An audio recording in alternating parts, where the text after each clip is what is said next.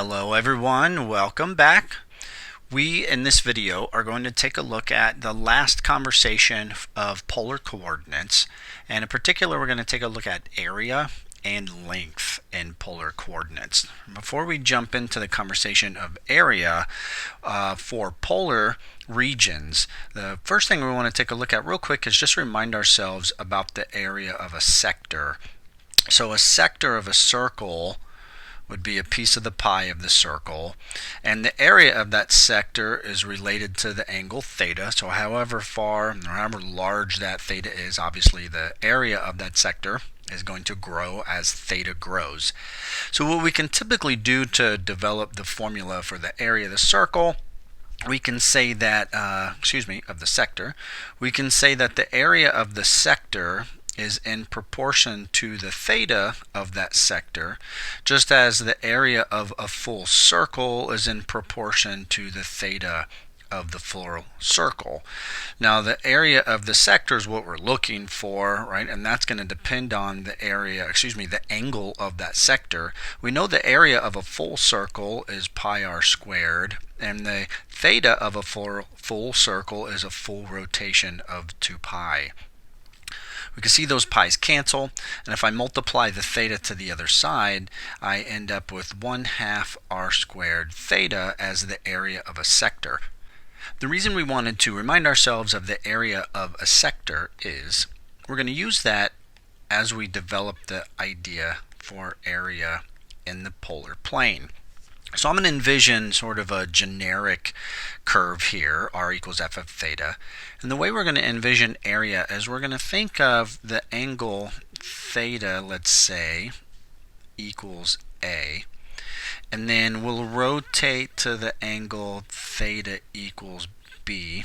I'm just going to write B up here. And we're envisioning what is the area inside that region. Now, technically, that's not truly a sector, and the reason why it's not truly a sector is, I'm going to highlight in red, right? We have this curved region out here, and that curved region could, wiggle. It's not truly a piece of pie there. We're thinking of the theta as rotating off the polar axis, and between angle A and angle B, what's the area in that region? Now, if you think back to the first conversation of area, typically back in a Calc 1 course, what we would do for a Cartesian curve, I'm going to scribble over here, if I had some function of x, what we would do is we would break that region into rectangles. Right? And we'd find the area of each rectangle. We would use 10 rectangles and 20 rectangles and 50 and 100 and 500. So we would let the rectangles become infinite. And we would look at, the width of each rectangle and the height of the rectangle. So the area of the rectangle would be width times height. And the height of each rectangle was, I'm going to say, governed by the height of the function where I took my slice. And sometimes we do left endpoint, right endpoint, midpoint. We can't use rectangles in the polar region because my angle theta is rotating as it's attached to the pole, as it's attached to the origin. So the way we will approach in this case, I'm going to try to kind of zoom into the graph a little bit here. So let's say I have, polar shape like that. So what we're going to do is divide this region into smaller pieces. So I'm going to call those polar rectangles, but of course those aren't rectangles. They're really little pieces of sector is what they are. Now, even though the end of each sector is curved and the shape of the curve can vary, just like with a rectangle, let's say we look at, that piece there, and then we look at, say, that piece there, and then that piece there, and that piece there, and that piece there. So if I'm using like left endpoints of the rectangles, the polar rectangles, right, the sectors, those are good approximations to the area within the curve. Again, just like with functions of x, we're going to use 10 of these pieces of sector, and then 20 and 50 and 100 and so on and so forth. We're going to let those become infinite. Now, if I kind of grab, let me say, let's grab this piece of sector here. I'm just going to pull it down here to kind of zoom in. So we're looking at the area of the sector. So the area sector, I need to know the radius, and I need to know this angle theta. Now, if we think back to the analog of the function of x, I'm coming back up here, we had to know the thickness of each rectangle, and that was the distance between my two x's. So as I sliced my region into n rectangles, we had delta x, a width. So what's really happening with this theta is it's a delta theta, right? So maybe this was theta equals 27 degrees and this was theta equals 28 degrees. So the theta of that region is really a delta theta. So when we look at the area of that one particular sector, the area of that particular sector is going to be 1/2 the r squared and then the theta, which is really a delta theta. So I'm going to come back and fix this formula for just a moment. And the reason why I say fix it is we have a bunch of different slices here. So if we think about the radius of a particular piece, let me pick red. If I think about the radius of this piece, the radius of that piece was, if I used a left endpoint, was governed by what the r value for my function is. Now if that was the first slice, we would typically say like r sub 1. And the r value is governed by the equation. But in general, whatever this theta value is here, my r we would say is, the ith region. So my r for each particular sector will vary, just like it would for f of x and our rectangular region. So I'm going to come back here and I'm going to say this is really r sub I. That's going to change at each slice. This is really theta sub I because that is going to be associated with the ith slice. And I really have the ith piece of area. And now we can say the area inside that polar region is approximated by the sum of all of those slices of area as I goes from 1 to n. So again, this is an approximation. We have n slices, so the exact area is going to be the limit as n goes to infinity. So again, we want infinitely many rectangles.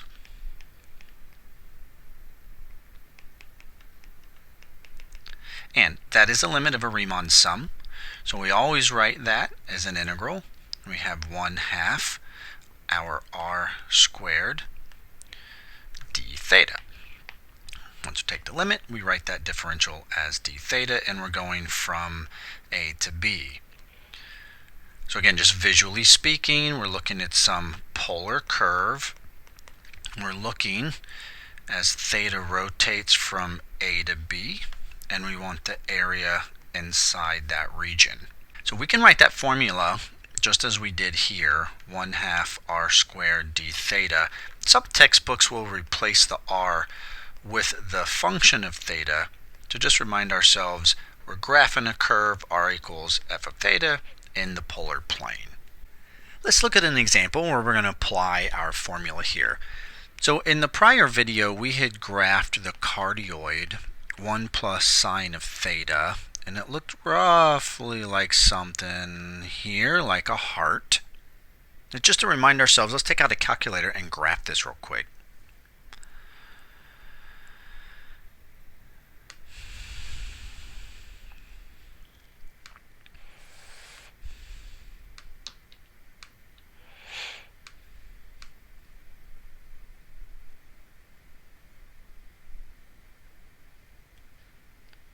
So on my TI, I want to hit the mode key, and I just want to make sure that I am in polar mode there. So when I hit the y equals key, I can see my r equations.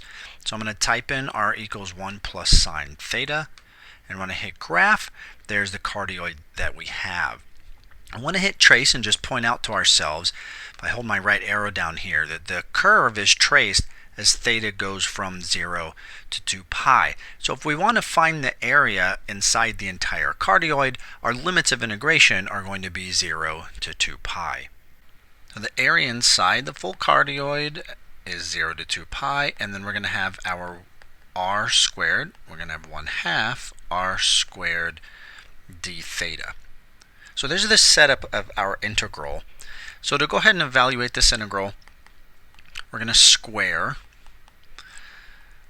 We get 1 plus 2 sine theta plus sine squared of theta. And then before I can integrate, remember back in a prior chapter where we did techniques of integration, in order to integrate sine squared or cosine squared, we're going to use the identity 1/2 minus 1/2 cosine of 2 theta. So I have in this case the 2 sine theta and the 1 with my 1/2. I'm going to go ahead and distribute that 1/2. I'm going from 0 to 2 pi. Now before I distribute, let me go ahead and add 1 plus 1/2 is 3/2, and then times 1/2 is going to be 3/4.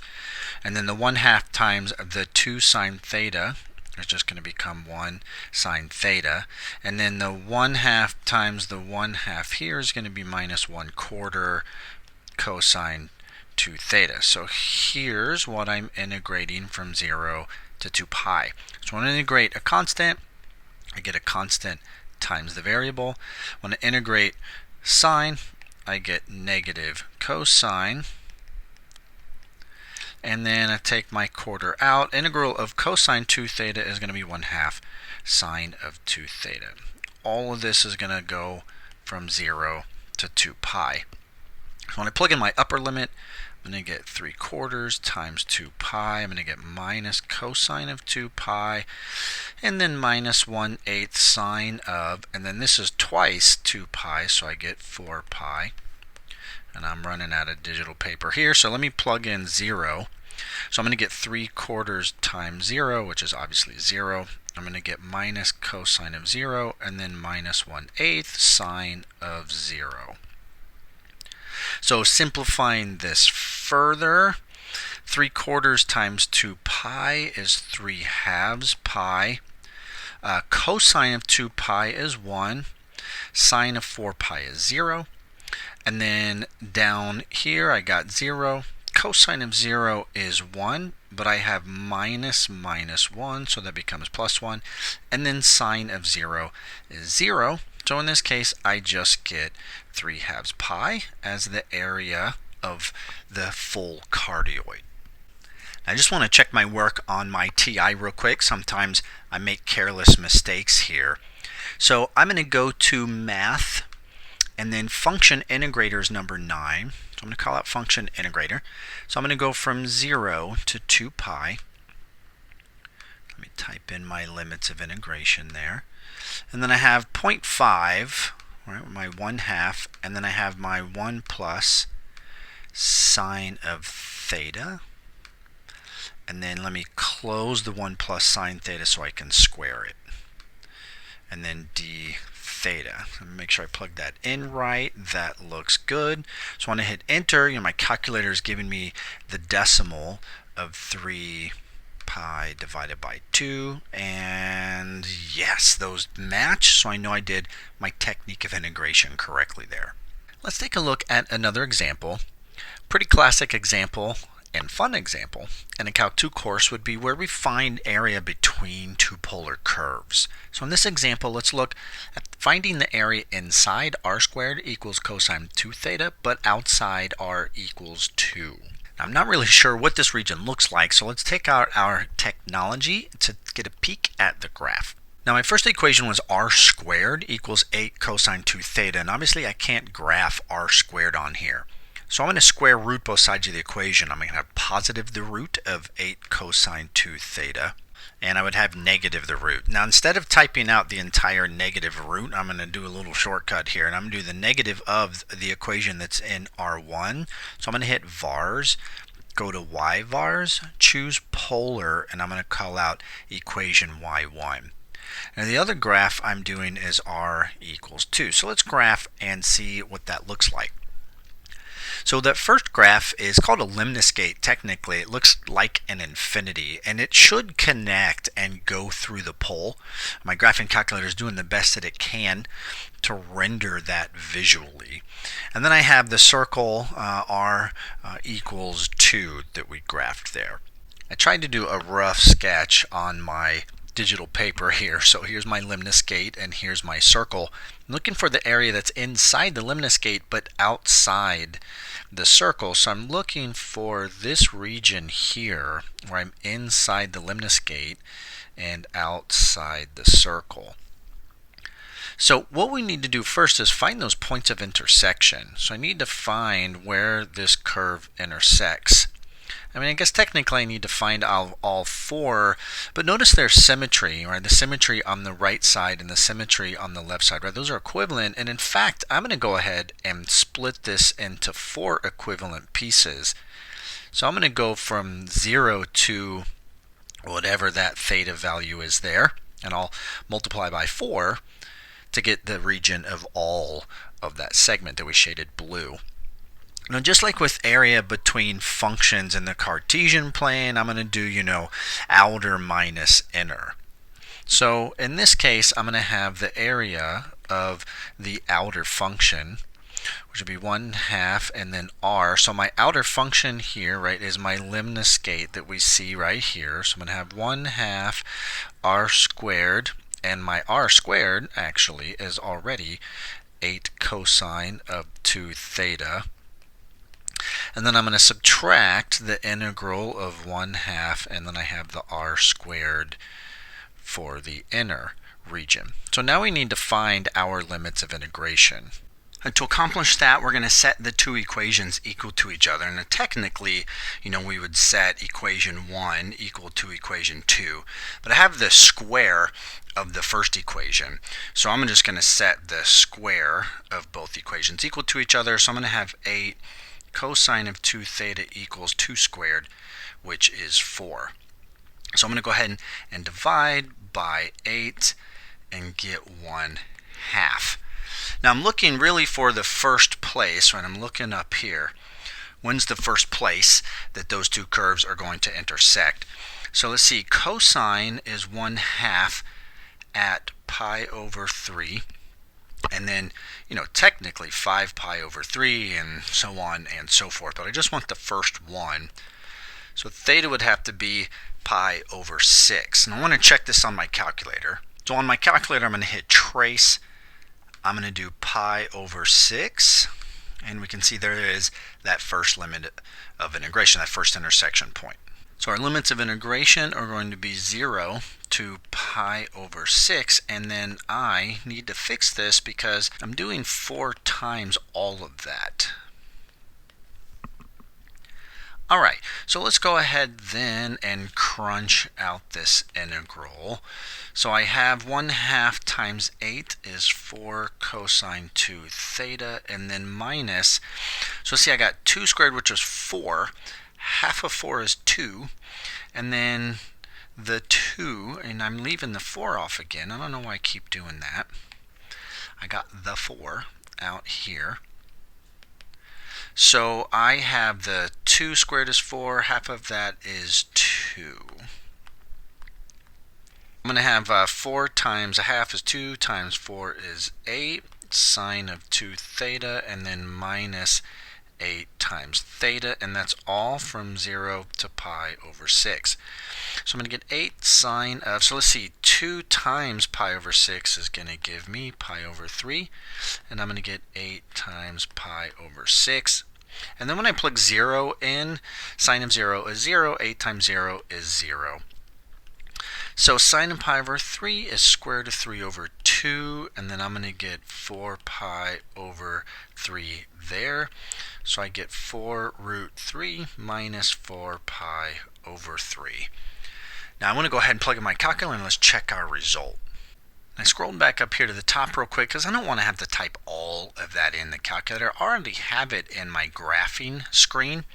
So remember, we called this equation R1, and this was equation R3. So again, R1 and R3 are what I'm going to deal with. So I'm going to go to my home screen.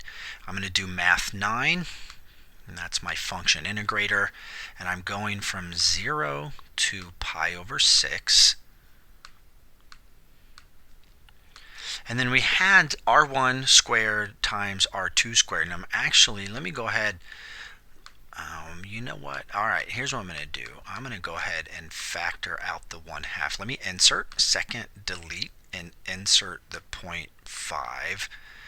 And then let's do R1 squared minus R3.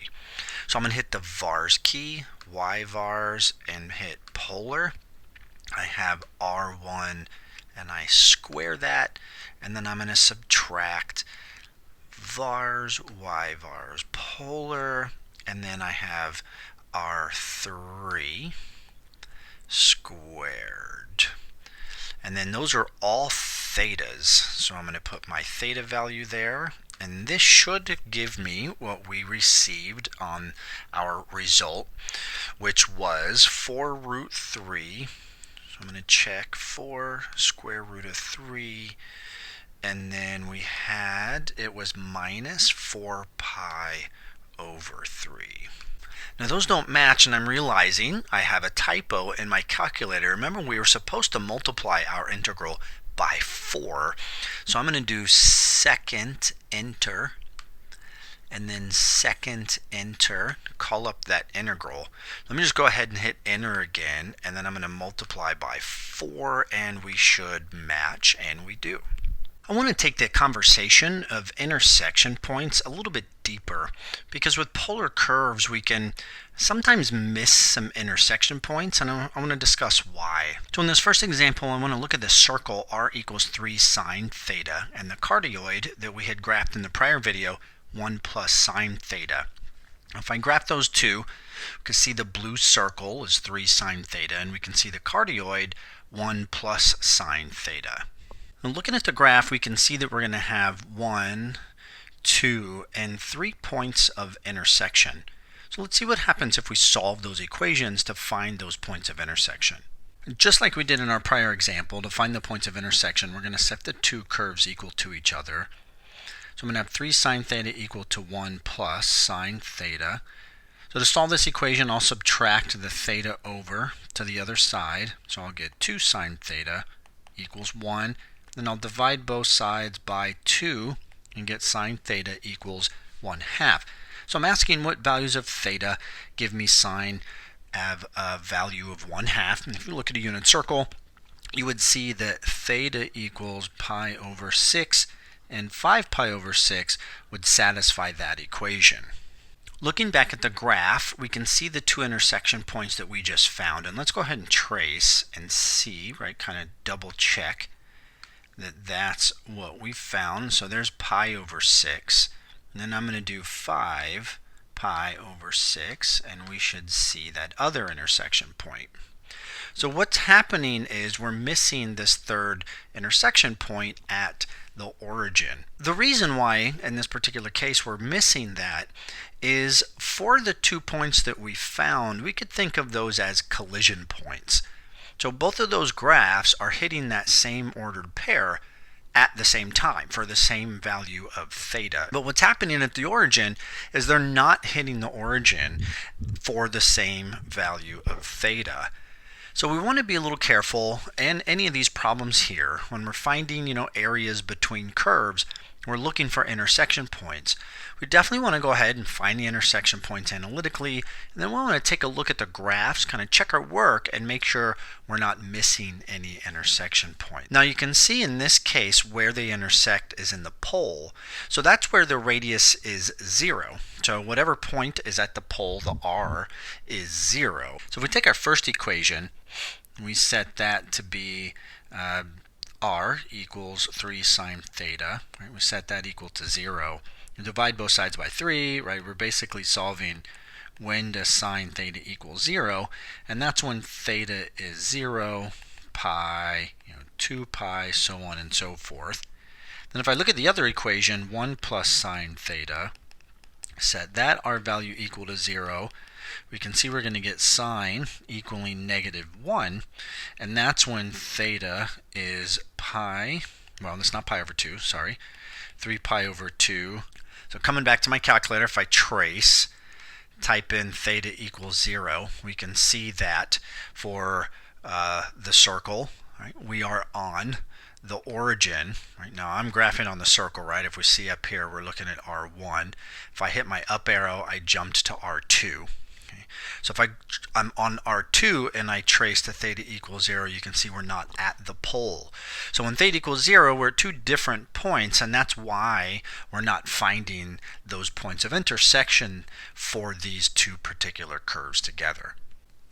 So again, in summary, when we're finding points of intersection, we always want to make sure we lean on technology to verify what we've found and to see if there's any other points that we're missing.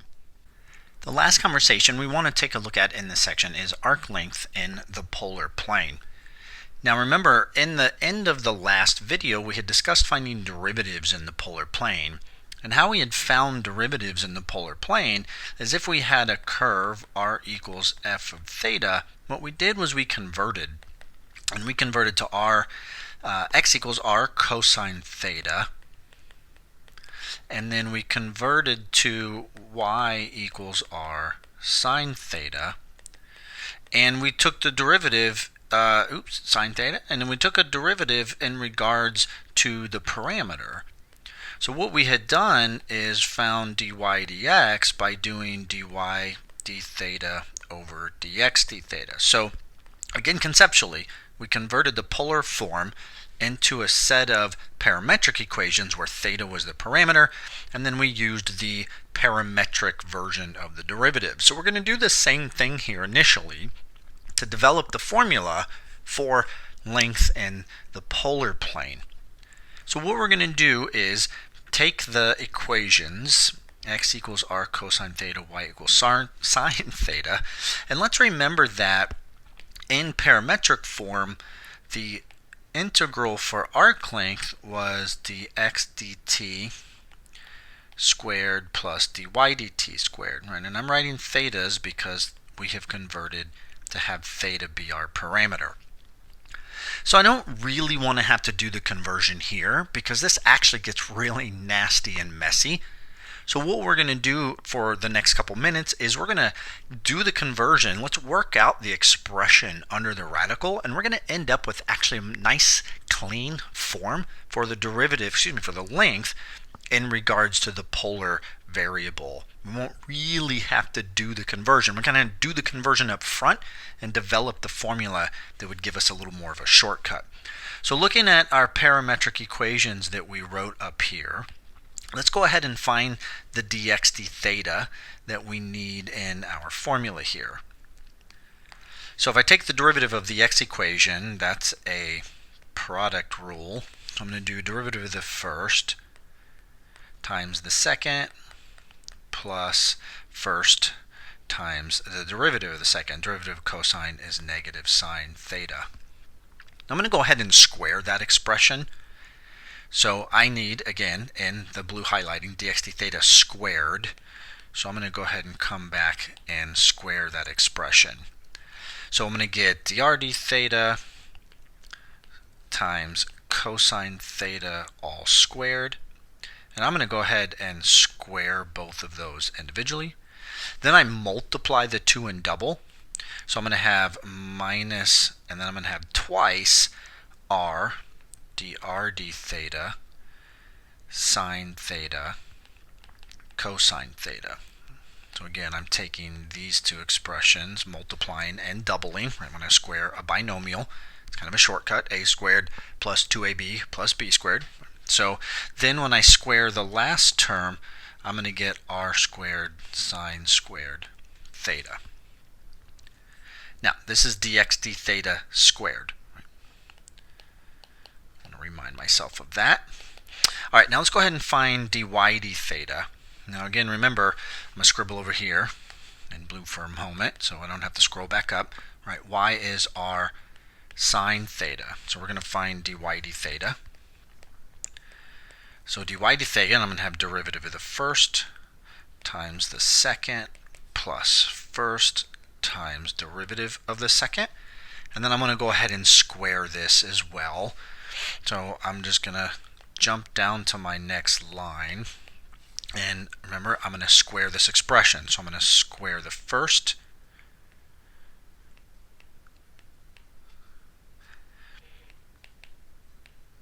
And then I'm going to multiply the 2 and double.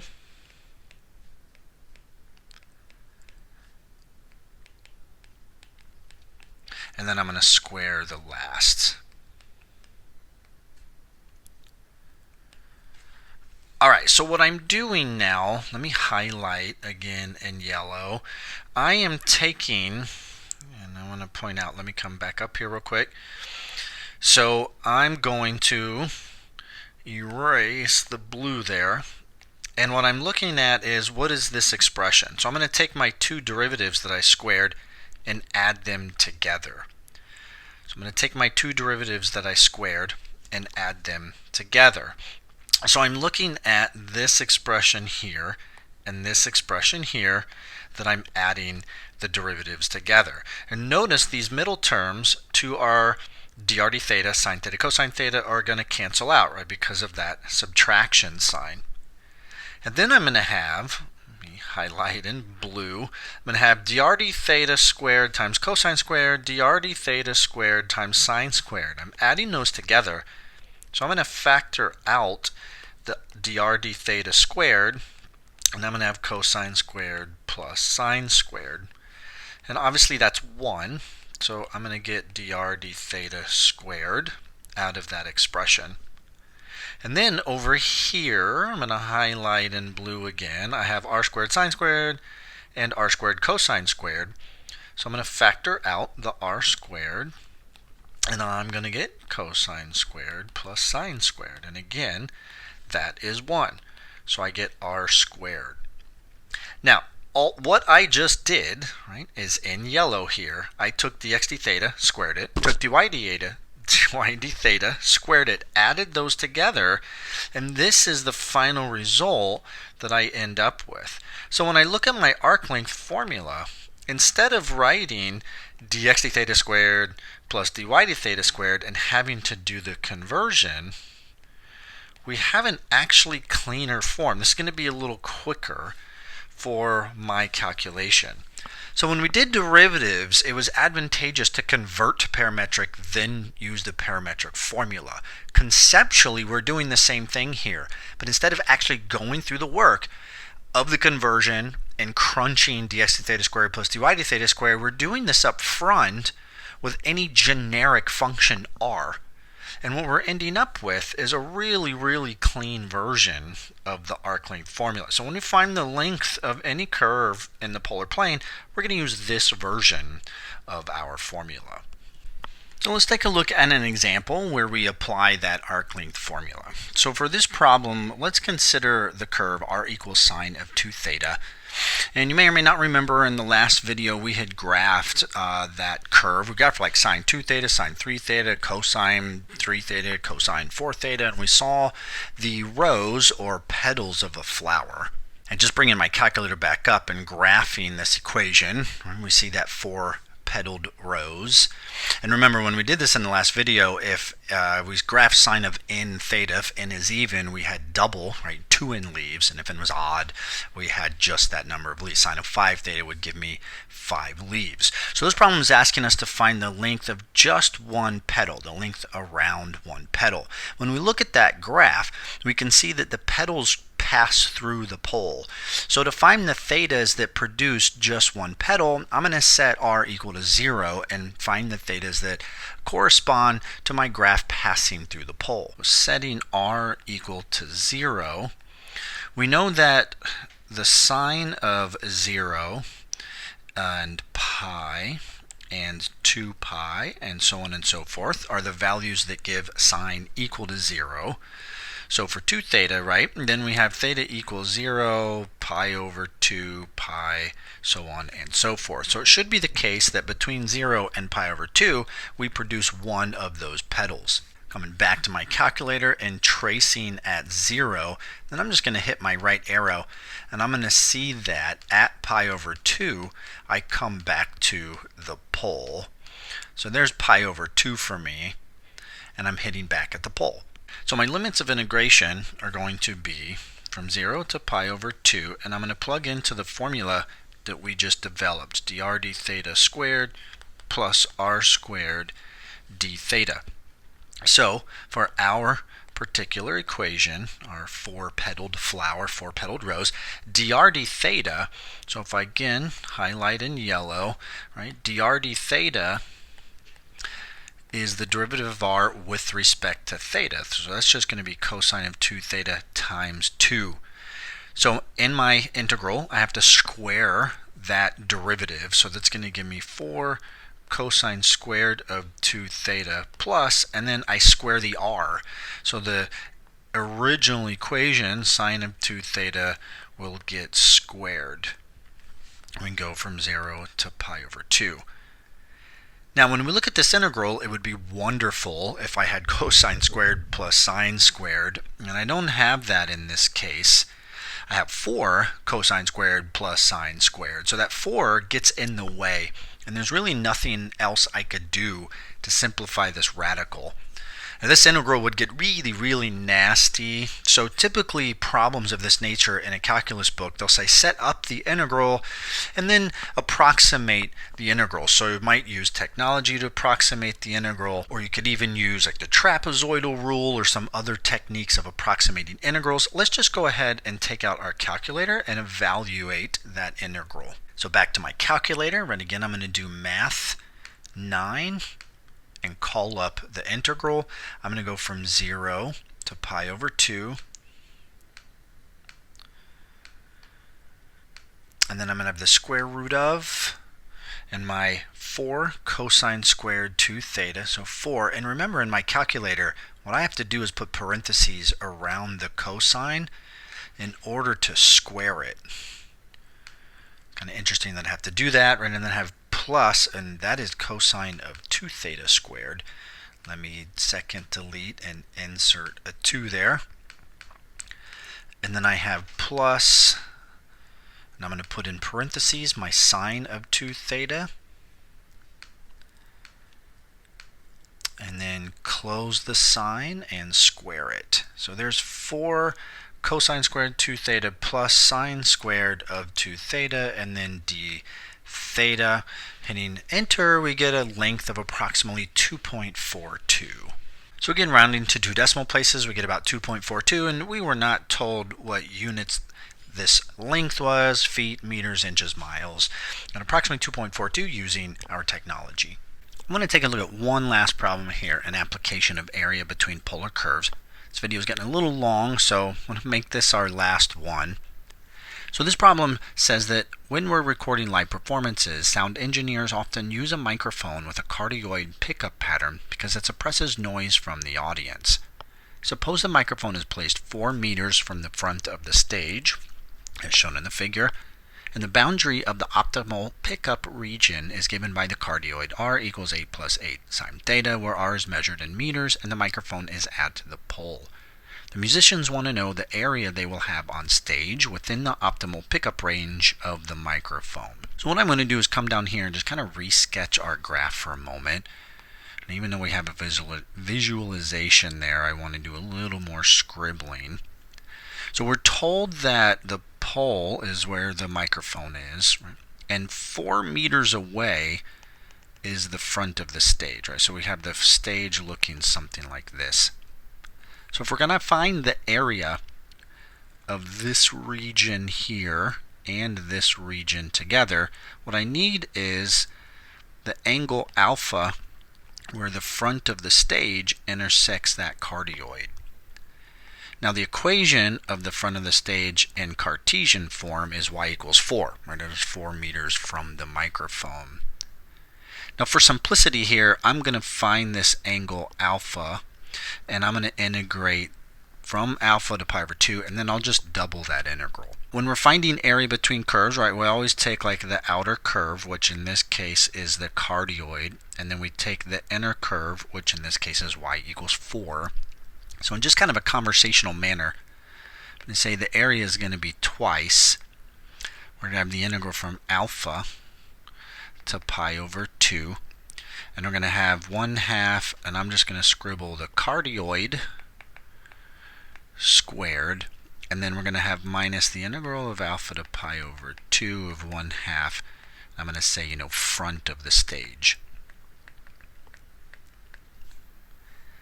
Now, we were told that the equation for the cardioid, while I write this, I'm going to take the 2 and distribute to both integrals, and the half will just become a 1, all right? So I'm going to be integrating the cardioid squared, so I'm going to have 8 plus 8 sine theta squared d theta, and then minus the front of the stage was y equals 4. We need to convert the equation y equals 4 into a polar form. If I come up here for a second under the graph, here's the Cartesian form. We have the conversion equations that x equals r cosine theta and y equals r sine theta. So my equation converts to r sine theta equals 4, which r equals 4 over sine theta. And we could write that as 4 cosecant theta if we want. So we're going to have minus the front of the stage squared. So we're going to have 4 cosecant theta squared and all of this d theta, and we're going from alpha to pi over 2. So we have to find that intersection point. So now that we have the equation of the front of the stage, I'm going to go ahead and set the 2 equations equal to each other, and let's find that intersection point. So I'm going to have my first equation, right, the equation of my cardioid, equal to my second equation, and I'm going to write this as 4 over sine theta. So the reason I did that, so I'm going to multiply the sine to the other side. I'm just going to reorder these, right? So I'm going to have 8 sine squared theta plus 8 sine theta, and that's going to equal 4. I'm going to subtract the 4 over and have it set equal to 0. And then let me just divide everything by 4, and let's clean up those coefficients a little bit. So what I really have here is something that's quadratic, right? It's like 2u squared plus 2u minus 1 equal to 0. And this equation doesn't factor, so what I'm going to need to do in this case is use the quadratic formula. Now, in order to use the quadratic formula here, I'm going to go ahead and say like u is, so I got the opposite of b plus or minus the square root of b squared minus 4ac, and that's going to be 12, if I do all of that, over 2 times a. So let's see, square root of 12 is 4 times 3, so I get a square root of 4 come out of the radical.